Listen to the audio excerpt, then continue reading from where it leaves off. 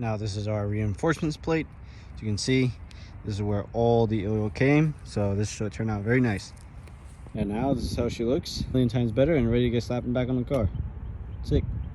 What is going on, guys? Welcome back to another video. We're back on the E46, and yeah, we are this close eliminating all the oil leaks, coolant leaks, whatever else leaks, power steering, etc. We have another box right here, as you can see. So let me go ahead and show you guys what we got. Power steering reservoir, a bunch of lines, power steering lines, coolant hoses, more coolant hoses, all that great stuff.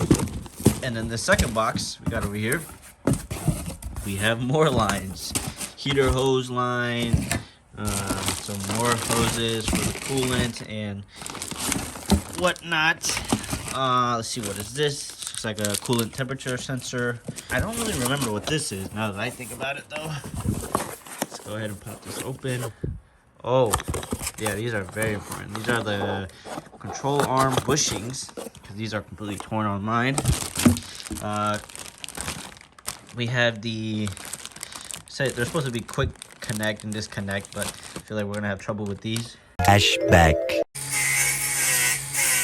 There's the power steering lines, more lines. What just fell?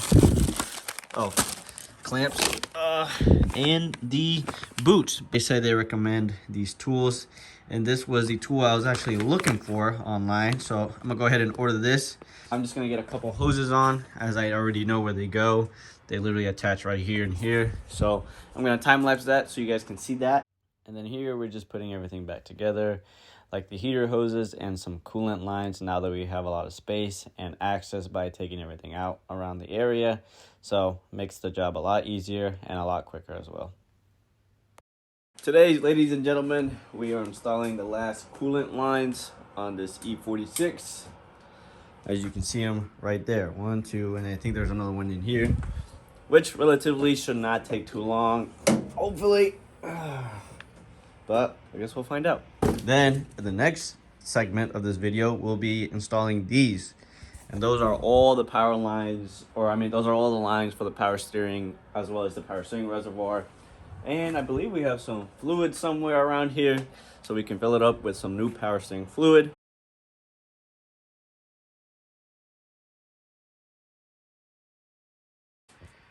Now I've come to another problem, that I think I have a leak, or previously they had a leak in this coolant area. As you can see, it runs down this whole side, so might have to get a radiator replace, or a radiator replacement.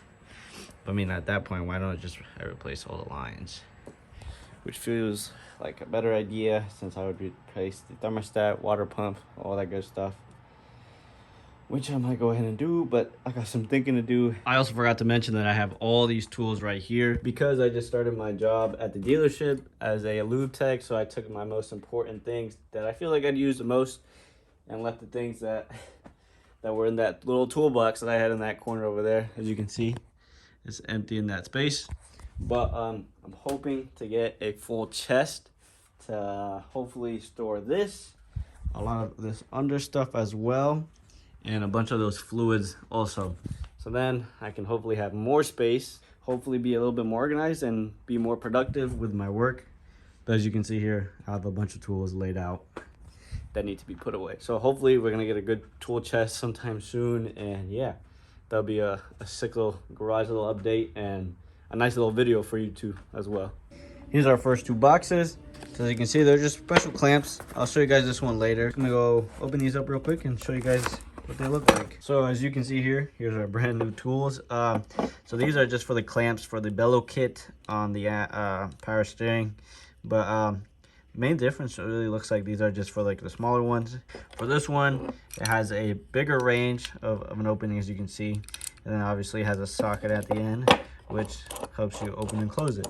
Anyways, time to work on the car.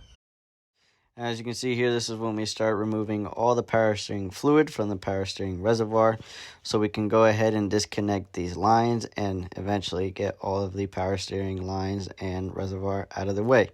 But this is where we ran into some trouble.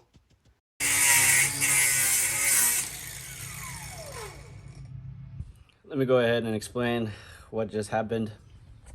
So we could not take off these quick disconnect lines from here, which are the power steering lines. So we ended up grinding them off, cutting them off with a grinder wheel. And yeah, after that, as you can see, there's a little bit of damage, but I think this is just more paint damage or coating damage more than anything. But yeah, so we're gonna order new lines and get rid of this line also. As you can see, there's a banjo bolt, also is a power steering line. Now, lastly, I'm just taking this line and this whole little, I don't know if you can see this little line rack right here.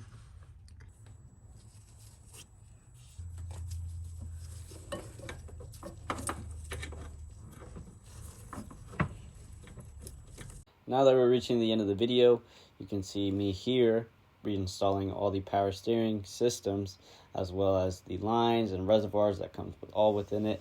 And now we can finally replace and install the new quick disconnect lines, which make it a lot easier and stress-free now that they work as they should. But stay tuned for the next video where we get this car pretty close to getting back on the road.